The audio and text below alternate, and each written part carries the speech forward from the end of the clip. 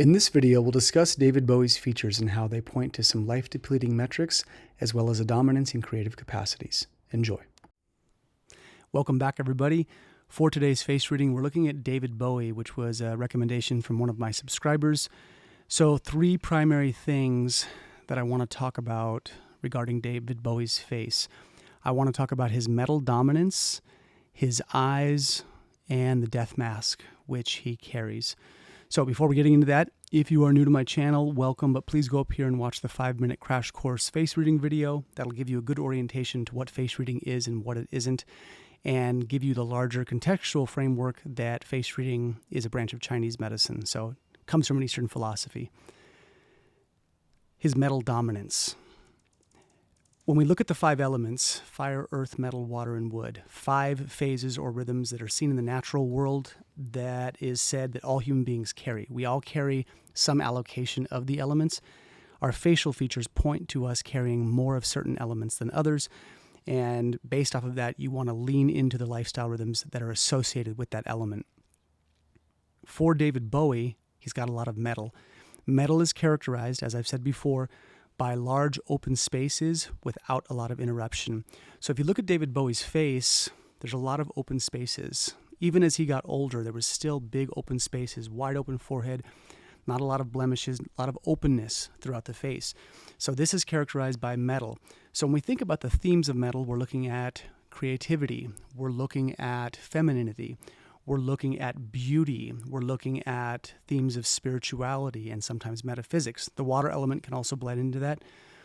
So when we see this is something we want to pay attention to, because the other theme that goes with this, because of creativity, is art. So people that have a lot of strong metal features, they've got like big cheekbones, which he's got some pretty sizable ones, but those big open spaces has to do with openness and expansion. So with metal, usually there's a creative and artistic process. Now, David Bowie was like a very, very creative person through his music and through his art and through his craft. So there's some truth there in terms of the theory, what holds true for him, and he was leaning into the thing that his face was carrying, which, again, is what you want to do in face reading. If you lean into the things that your face carries, according to the elements, life force is bolstered. And the larger working idea is that we all have a place in the world, and we're all designed to do something. Whether we associate it being big or small, we want to play to that.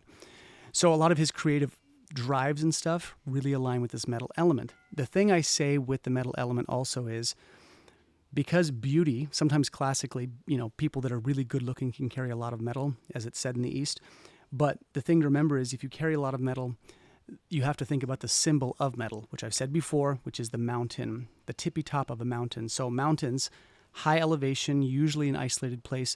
So what we can see with people with a lot of metal is that they can actually be kind of isolated. They can be kind of the type of person to a degree where it behooves them to play to this, but isolating, being away from the limelight, can actually be a good thing. So I didn't do a deep dive into David Bowie, but if I were to, look his personality up, my guess is he probably has some themes there. There are probably some introverted tendencies when we see a lot of metal, because his eyes are not excessively large. They're pretty good size, like medium large, but not big. So that being said, that's the metal component. Now, the other thing is the death mask. This is where the face gets a slightly skeletal appearance. Usually people that are very lean can have this, but you'll see kind of a cut in the cheeks. And the more you can see the dominance of the skeleton, which you can definitely see with David Bowie, he was very thin at certain times in his life because of drug use. He was really into cocaine and amphetamines. That was a very dark period from him, from what I remember. But when we see the death mask, we're going to see that kind of skeletal, slightly ghoulish look. There's something that's kind of withdrawn, right? Like kind of thin and gaunt. And when we see that, the metrics, what they say is the person has a strong death instinct. The veil between life and death is pretty thin. People that carry the death mask usually have one foot in that world, in the immaterial or the death world, and one in the living world. So that can be good for shamanistic work. That can be good for artists because of inspiration and how artists play with life and death in terms of creation and what they do. So the other thing that comes with that is risky behavior. Drug use falls into that. Absolutely. So risky behavior can show up as physical, things like skydiving or rock climbing. It can come as sexual risk, financial risk. but there's usually a propensity to be a bit more risky, and usually in a way that's not always good. So they have to be careful with this. But people that have the death mask also have to work on their earth. It's what makes the face a bit fuller. It's also the basis for what keeps the system working towards immunity. So when the face gets too gaunt, that means when a person does get sick, they can get sick very fast. Now, I believe he died, I think he was 69 or 70, so not particularly old, and I think it was liver cancer. And I'm not sure, that could have been from lifestyle, that could have been a lot of things. Cancer is pretty pervasive these days. But when you think about the death mask, I want these themes kind of on your radar. Now, some other people that have the death mask, one is Alex Honnold. He's sort of a healthy rendition of this, but he's got that kind of skeletal, hollowed out thing. He's a free solo climber, very risky. Russell Brand is another person. So in his younger days, when he was doing a lot of drugs, he had the death mask considerably more. And as he got older, his face filled out when he became sober. And that's a person you can see where they kind of got like healthy earth as they aged. The last one, which is a very, very pathological version of the death mask, was Richard Ramirez, the Night Stalker. If you want to go up there and watch the video on Richard Ramirez, you can go check that out. I did one years back on him, but very skeletal. But he had features that made him very aggressive and obviously a risk taker, breaking into people's homes, doing horrific things. So just some notes on the death mask there. Now, the last thing is his eyes. His eyes are very interesting. So I kept looking at these pictures and I thought, was it his thing to have a contact in one eye? And apparently no. His left eye, his left pupil was permanently dilated after a fight. So he got into some kind of altercation apparently when he was younger, and I'm guessing some kind of head trauma maybe, and his eye was permanently dilated after that. So you could say, well, what we're seeing is just it's a marker for like an old injury. Yes, this is true, but the face tells a story. So we're seeing something that happened in the past. The same way if a person has a stroke, their face can droop on one side. So what happens on the inside will reflect externally, but when the face shifts like that, especially when it's permanent, we want to look at the metrics associated with face reading to kind of clue us into the larger dynamics of how a person's life force unfolds. When the pupils are dilated, okay, this is when a person can be in shock. The pupils can dilate. So when someone has been in a car accident and they get out, their pupils are usually dilated. After a fight, if someone gets into a physical altercation, they can be dilated because the body can be in a state of shock. It's sort of like the body is just like in this fight or flight stage. That's what happens when we see the dilated pupils. This also happens in the presence of psychedelics. So if any of you have ever eaten psychedelic mushrooms, you'll notice that your pupils get, boom, really, really big. His left side was larger. So he didn't have a contact. His eyes were blue, but that dominance in the pupil made that left eye more dominant.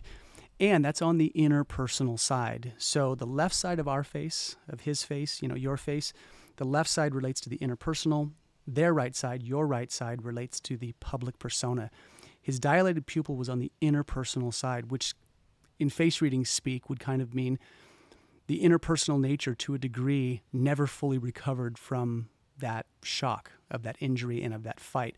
So what we see in terms of life terrain expressing is that there's going to be likely more inner turmoil to a degree for that person based off of just how the face presents, because you have to think the light, the immaterial light of the soul or the consciousness of a person beams through the face. And when we see these irregularities, we have to look at these metrics and kind of assess.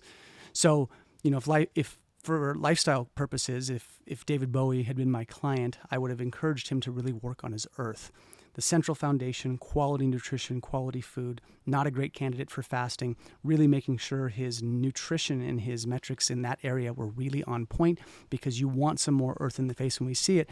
And also, because he had a top-heavy face, when we see that, okay, the top-heavy this way and it kind of narrows down, there's a propensity for the life force to extinguish a bit earlier because the lower portion of the face represents old age. So when we see the material form narrow at the bottom, we have to be careful to not burn life force excessively, because already by facial structure standards, the face is already starting to deplete into old age. Also follows suit with the theory. They say when you have a top-heavy face like James Dean or anyone that has a narrow face at the bottom, Nikola Tesla is another one, they say that life force can extinguish early, and you got to pay attention to that. Or at the very least, the old age, if they don't extinguish early, the old age can be kind of plagued by misfortune and bad circumstances and that kind of thing. So that's everything I've got for David Bowie. If you have any questions, please put them down below. And as always, thank you for your time.